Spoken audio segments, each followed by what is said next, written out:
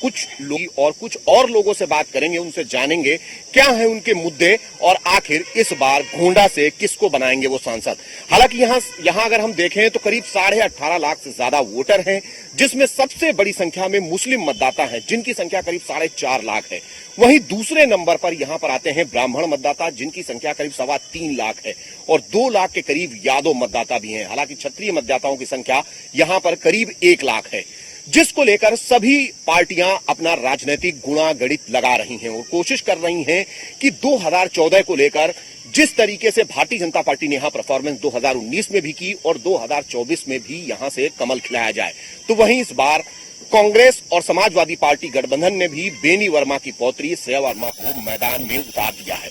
हमारे साथ गोंडा के कुछ लोग हैं जो यहाँ पे मतदाता हैं, उनसे हम जानेंगे कि आखिर क्या है उनके मुद्दे और क्या है क्षेत्र की जरूरतें। इस बार जब वो वोट करेंगे तो क्या होंगे उनके वोट की प्रायोरिटीज और कैसे वो अपने प्रत्याशी को चुनेंगे। बहुत सारे लोग हमारे साथ हैं, उनसे बात करने की कोशिश करेंगे। सबसे पहले आपका न्यूज 1 इंडिया पे स्वागत है। और जिस तरीके से चुनाव आ चुका है, आप युवा मतदाता हैं और वोट करेंगे, क्या कुछ मुद्दे इस बार गोंडा के रहने वाले हैं जिनको लेकर इस बार वोट में जा रहे हैं?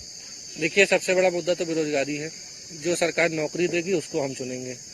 और यहाँ गोंडा लोकल के ले लीजिए तो सबसे शहर में सबसे ज्यादा जो है जल भराव का मुद्दा है, सीवर लाइन की जरूरतें हैं, रोड आप ग्रामीण क्षेत्रों में चले जाइए तो रोड की स्थिति बहुत खराब है। और यहाँ पे एक विश्वविद्यालय बनना था जो दूसरे जिले में चला गया। और ये गोंडा का सबसे जो इस समय ज्वलनशील मुद्दा है विश्वविद्यालय है। और विश्वविद्यालय की मांग हम सब करते हैं, गोंडा के हर छात्र विश्वविद्यालय की मांग करता है कि गरीब के घर का लड़का भी यहाँ पे जाके पढ़े, क्योंकि यहाँ पे शिक्षा के नाम पे आप जाने रहे गोंडा कितना पीछे है। तो शिक्षा के जिस शिक्षा बढ़े उसको लेके हुए आम विश्वविद्यालय। बिल्कुल, ये बड़ा सवाल है, शिक्षा को लेकर सवाल है और रोजगार को लेकर सवाल है। आप क्या कुछ इस बार देख पा रहे हैं, क्या कुछ तस्वीर है गोंडा की? गोंडा की विद्यालय नहीं है। यहाँ से सांसद महोदय से युवाओं ने भी विद्यालय की मांग थी, मेडिकल कॉलेज की मांग थी, तो उन्होंने FIR लिखवा दिया युवाओं पे। तो यहाँ पे युवा बदलाव चाहते ही हैं, क्योंकि सीवर लाइन नहीं है, रिंग रोड नहीं है। बदल जनपद में देख लीजिए, बलरामपुर में आज चीज आपको मिलेगी, इस जनपद में एक भी चीज ऐसी नहीं है। बिल्कुल, एक बड़ा मुद्दा है, विश्वविद्यालय नहीं है गोंडा में, विश्वविद्यालय की मांग है। और जो यहाँ पर युवा मतदाता हैं वो बार बार इस चीज को कह रहे हैं कि जो मूलभूत सेवाएं हैं, चाहे वो पानी की लाइन हो, जल भराव जैसी समस्याएं हो। हमारे साथ वरिष्ठ मतदाता भी हैं, उनसे भी हम जानेंगे क्या कुछ इस बार देख पा रहे हैं। आप लगातार बहुत सारे चुनाव आपने देखे हैं, फिर से चुनाव आ गया, काफी नजदीक समय है, क्या कुछ इस बार की तस्वीर रहने वाली है? इस बार की तस्वीर तो जहां तक हमारा सवाल है या हमारे समर्थकों का सवाल है, क्योंकि मैं ब्राह्मण संगठन का जो है प्रदेश उपाध्यक्ष भी हूं, तो हमारा संगठन तो नोटा की तरफ जाएगा, क्योंकि जो हम लोगों की राजनीतिक विचारधारा भारतीय जनता पार्टी से ओतप्रोत थी, हम लोग भारतीय जनता पार्टी की तरफ ही वोट करते थे। लेकिन जब सारी गंदगियों को आपने लाके भाजपा में बांट दिया तो हमारी विचारधारा कहीं ना कहीं से डिस्टर्ब होती है। तो जब हमारी विचारधारा डिस्टर्ब होगी तो हम उस प्रत्याशी को कभी वोट नहीं। पिछली अगर हम देखें 2014 और 2019 के बाद जो वोटिंग इस बार हो रही है, 4 चरण हो चुके हैं, लगभग 6 से 7% वोट हर पिछली बार के 2 लोकसभा चुनावों में कम पड़ा है। अगर आप नोटा दबाएंगे तो कहीं ना कहीं आपके जो जरूरी मुद्दे हैं या जो आप चाहते हैं क्षेत्र में होना चाहिए, फिर वो कैसे होगा? नहीं, तो वो तो इनके रहते नहीं हो पाएगा, क्योंकि हमारा जो यहाँ का प्रत्याशी है वो राजा है। और राजा कुंवर कीर्तिवर्धन सिंह चुनाव जीतने के बाद हेलीकॉप्टर से उड़ के कहीं बाहर चले जाते हैं। अच्छा, उनके 2 कर्मचारी हैं राजेश सिंह। वो आपको नहीं लगता है कि कोई प्रत्याशी ऐसा, आपको नहीं लगता है कोई प्रत्याशी ऐसा हो जो आपकी बात नहीं? हमारे कैसरगंज के सांसद जी भूषण सिंह थे, वो आज की डेट में चाहे वो अगर वो नहीं मिलते हैं तो उनके प्यारो, वो हमेशा जो है जनता के साथ खड़े रहते हैं। जनता के साथ कोई काम कोई दिक्कत होती है सांसद जी खड़े रहते हैं। वहीं पे हम सांसद जी के लिए खड़े रहते हैं, सांसद जी निकलते ही नहीं। बिल्कुल, ये बड़ा सवाल है कि सांसद जी से मुलाकात नहीं हो पा रही है। क्या कुछ कहेंगे इस बार का, क्या रुख रहने वाला है? आप युवा हैं, वोट भी करेंगे, तो इस बार किन मुद्दों को लेकर वोट करने जा रहे हैं? देखिए, इस बार का युवा तो सबसे बड़ा मुद्दा जो है बेरोजगारी है। मैं अपने यहाँ सांसद की बात कर रहा हूँ। कोरोना काल आया, चारों तरफ अफरा तफरी मची थी ऑक्सीजन को लेकर। कितने लोगों को उन्होंने ऑक्सीजन दिलाया। कोरोना काल से ही इंटरसिटी गोंडा से बंद है। कहाँ इंटरसिटी उन्होंने चलवाया? इतने दिन से लखनऊ गोंडा पैसेंजर बंद है, उन्होंने कहाँ चलवाया? गोंडा में सीवर लाइन की समस्या सबसे ज्यादा है, उन्होंने उस पर एक को चिट्ठी लिखा, एक को पत्र लिखा। विश्वविद्यालय हमारे यहाँ आके चला गया, उनका कोई पत्र नहीं आया, उन्होंने कोई पैरवी नहीं की। युवा जो है वो शिक्षा, स्वास्थ्य, सुरक्षा पे ही वोट देगा और युवा इस देश की रीढ़ है। किसानों पर अत्याचार हुआ, इस सरकार ने क्या किया? सालों भर किसान धरना देते रहे, आपके सांसद, विधायक, मंत्री वहां जाके उनका मजाक उड़ाए। तो इन सब चीजों पे 2024 में इस देश का युवा परिवर्तन के लिए वोट देने जा रहा है। बिल्कुल परिवर्तन के लिए वोट है। खैर उनके अपने भी मुद्दे हैं और भी लोग हैं, उनसे भी हम जानेंगे, क्योंकि ये लोग अपने अपनी बातें रख रहे हैं। किस तरीके से देख रहे हैं इस बार चुनाव को? क्या कुछ रहने वाला है? आप गोंडा को देख पा रहे हैं? क्या जरूरतें हैं गोंडा की जिन पर आज वो लोग वोट करने के लिए तैयार हैं? देखिए, सबसे पहले तो मैं आपका धन्यवाद करता हूं कि आपके माध्यम से हमारी जनता की आवाज़ भी जो आपके दर्शकों तक जाएगी। देखिएगा, राजनीति में सबसे पहली बात यही है कि स्वास्थ्य, बेरोजगारी, शिक्षा, ये मेन मुद्दे होते हैं। और जो आजकल आप देख रहे हो, जो बीजेपी सरकार है या मुद्दों पे बात नहीं करती। किसान परेशान है, गरीब मजदूर परेशान है, रोजगार नहीं है, शिक्षा नहीं है। तो अब ये भी एक नियम है कि ज्यादातर कोई सरकार अगर तानाशाही करे उसे बदल देने में ही फायदा है। ज्यादातर लोग रोजगार की बात कर रहे हैं। क्या रोजगार ही इस बार सबसे बड़ा मुद्दा है? रोजगार सबसे बड़ा मुद्दा है। 2 करोड़ रोजगार देने की बात करी थी उन्होंने। 1 करोड़ से ज्यादा भी खाली पद पड़े हैं जो रिटायरमेंट हो चुके हैं इनके शासनकाल में। और भी रोजगार है। नहीं, रोजगार में ही आता है नौकरी भी। आप बिल्कुल हम सवाल भी लेंगे, आपका और भी सवाल लेंगे। क्या कुछ कह रहे हैं इस बार? क्या देख पा रहे हैं? जो चुनाव चल रहा है, लोग रोजगार को लेकर बात उठा रहे हैं, और क्या कुछ मुद्दे हैं? चुनाव स्पष्ट है और इस देश की जनता ने बहुत पहले से ही मूड बना लिया था कि 4 जून को एक बार फिर से इस देश में नरेंद्र मोदी जी के नेतृत्व में विश्व के मानचित्र पर सशक्त हस्ताक्षर करने वाली सरकार बनने जा रही है। जो मुद्दे हैं यहाँ के, क्या मान रहे हैं? क्या इस बार मुद्दे होने वाले हैं और क्या क्षेत्र की जरूरतें हैं जिनको इस बार आप पूरा करेंगे? क्योंकि वर्तमान में भारतीय जनता पार्टी के सांसद यहाँ से हैं। जरूरतें धीरे धीरे पूरी हो रही हैं। 50 साल का गड्ढा था, 10 साल में पाटने का प्रयास किया गया है। सबसे बड़ी समस्या थी यहाँ पे, जब बहराइच रोड की तरफ जाते हैं तो यहाँ अक्सर रेलवे क्रॉसिंग पे जाम लगता था। वहां पे एक रेलवे ओवरब्रिज बन गया, चालू भी हो गया है। दूसरा, उतरौला रोड पे एक रेलवे क्रॉसिंग निर्माणाधीन है, वो भी जल्दी हमको लगता है शुरू हो जाएगी। एक वहीं कटरा रोड पे एक रेलवे क्रॉसिंग है, वो भी बनने जा रही है। चिकित्सा महाविद्यालय भी यहाँ पे खुल गया, विश्वविद्यालय भी यहाँ पे खुल गया, महाविद्यालय भी खुल गया है। ऐसे बहुत सारे काम हुए हैं। जो भी काम है धीरे धीरे हो रहे हैं। किसानों को, जहां तक बात है, किसानों को हर तीसरे महीने किसान सम्मान निधि सरकार दे ही रही है। जो कोई बीमार, आजार है, जो गरीब है, गुरबा है, उसको 5 लाख का आयुष्मान का कार्ड मिल ही रहा है। और अभी पीछे से भैया बोल रहे हैं 5 किलो अनाज की बात। 5 किलो अनाज जो हम लोग फ्री में दे रहे हैं, उसी 5 किलो के अनाज के लिए पाकिस्तान में आपस में मारपीट और गोलियां चल रही हैं। तो हमने इसी दिन को देखने के लिए नरेंद्र मोदी को वोट दिया था। और भारत विश्व के मानचित्र पर एक बदला हुआ भारत है, जो अब घर में घुसकर मारता है। और हमको ऐसे ही सरकार की जरूरत है, ऐसे ही प्रधानमंत्री की जरूरत है। बिल्कुल। हमारे साथ महिला मतदाता भी हैं। क्या कुछ इस बार के मुद्दे रहने वाले हैं? आपके भी अपने मुद्दे होंगे महिलाओं को लेकर। बहुत बहुत धन्यवाद भाई साहब आपका। आपके माध्यम से हम अपनी बात पूरे देश में पहुंचा पाएंगे। हमारा मुद्दा तो यही है कि सबसे बड़ा मुद्दा और हमारा मुद्दा, पूरा देश का मुद्दा बेरोजगारी है। और भी सभी आप जितने लोगों से पूछे हैं, जितने मेरे नौजवान भाई खड़े हैं, सभी ने बेरोजगारी सबसे पहले रखा है। महंगाई और भ्रष्टाचार, कोई ऐसा विभाग नहीं है। आपके और मेरे सबके देश के प्रधानमंत्री बोल रहे थे कि मेरी सरकार बनेगी और भ्रष्टाचार खत्म होगा। जब नोटबंदी के दौरान इन्होंने 4 बात कही थी कि मैं नोटबंदी इसलिए कर रहा हूँ क्योंकि भ्रष्टाचार बंद होगा, नोटबंदी मैं इसलिए कर रहा हूँ कि आतंकवाद खत्म होगा, तो नोटबंदी और जाली नोट बंद होगा और काला धन वापस। इन्होंने 4 बातें इन्होंने मुख्य रखी थी और चारों बात आज लगातार देश में हो रही है। आतंकवाद हो रहा है हिंदुस्तान में, काला धन वापस नहीं आया, जाली नोट आज भी नोटबंदी के बाद भी देश में पकड़ी गई। भ्रष्टाचार ऐसा कोई विभाग नहीं होगा जहां बिना पैसे लिए काम होता हो, चाहे बैंक ले लीजिए आप, चाहे कोतवाली ले लीजिए आप, इस बार आपका वोट इन्हीं चीजों को, चाहे शिक्षा विभाग ले लीजिए। और शिक्षा विभाग का भ्रष्टाचार तो अत्य हो गया।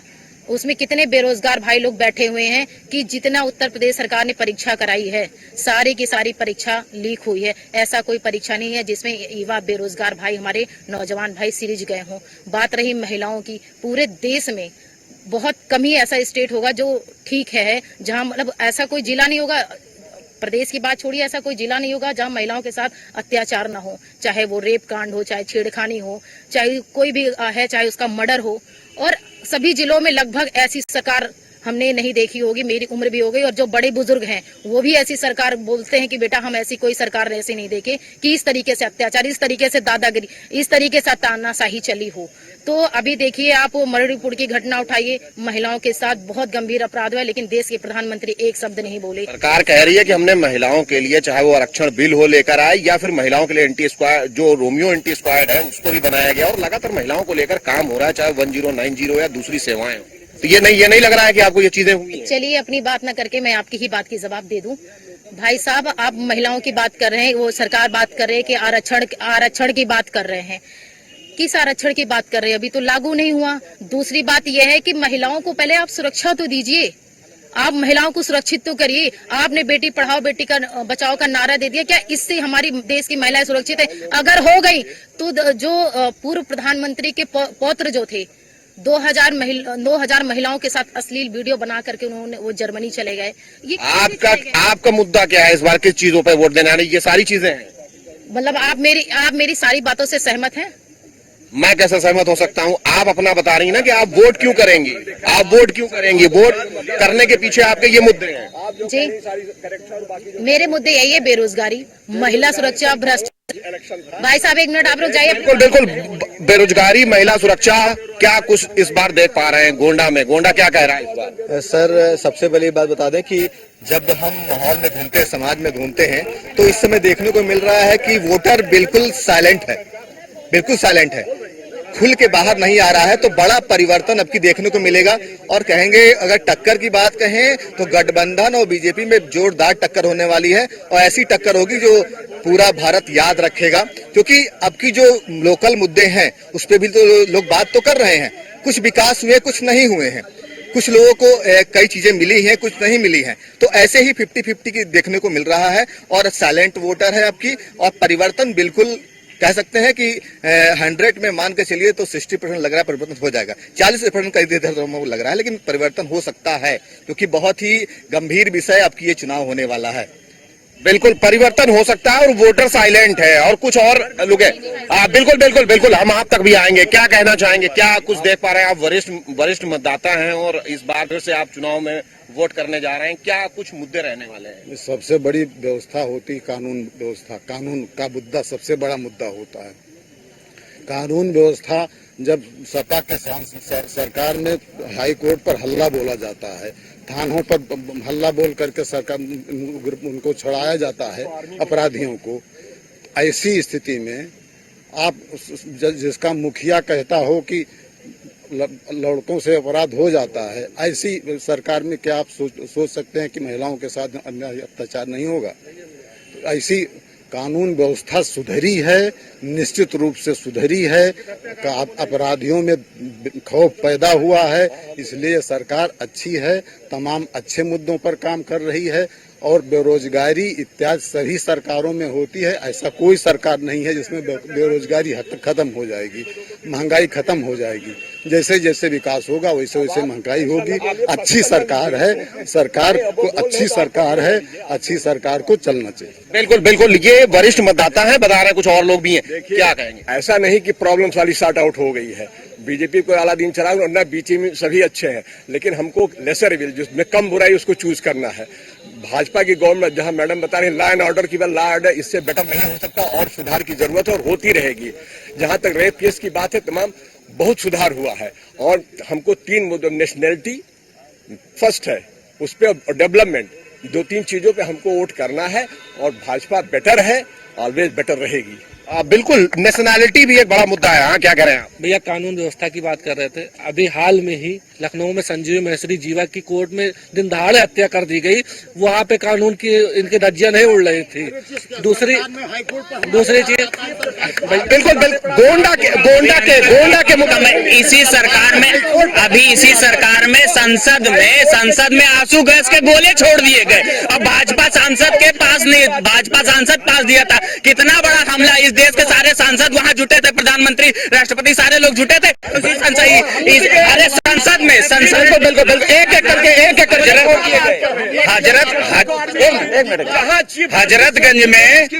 हजरतगंज में एक इंस्पेक्टर को समाजवादी पार्टी के नेता का लड़का जीप में बांध करके ले जा रहा था।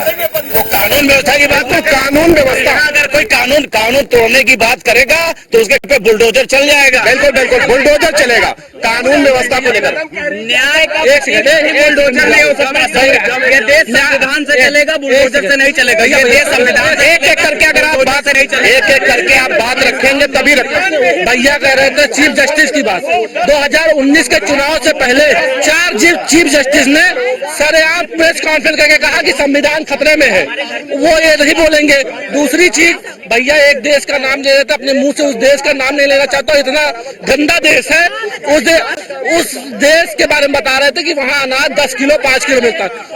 उत्तर पूरे हिंदुस्तान में बता रहे हैं कि 80 करोड़, सुनिए 80 करोड़ लोगों को अनाज दे रहे हैं। जिस देश में 80 करोड़ लोगों को अनाज देना पड़े, वो देश कितना करीब होगा आप बताइए। बिल्कुल एक एक करके अगर आप बात रखेंगे तो हम सुन पाएंगे। एक एक करके बात रखिए ताकि हम सुन पाए। क्या करें? हम नहीं कह रहे हैं जो श्रेया वर्मा हमारे यहाँ आई है लड़ने, ये हमारे यहाँ की तो है नहीं, ये बाहरी प्रत्याशी है। इनके पूर्वजों को भी हम लोगों ने देखा। बेनी प्रसाद वर्मा जो पूर्वज नहीं है बेनी प्रसाद वर्मा। 5 मुलाकात मैंने 50। मुद्दा क्या है इस बार? किस मुद्दे को लेकर मैदान में? मुद्दा है कि विकास का मुद्दा है। विकास किया है, भाजपा ने विकास किया है, राजा भैया ने काम किया है, राजा भैया को हम लोग वोट देंगे।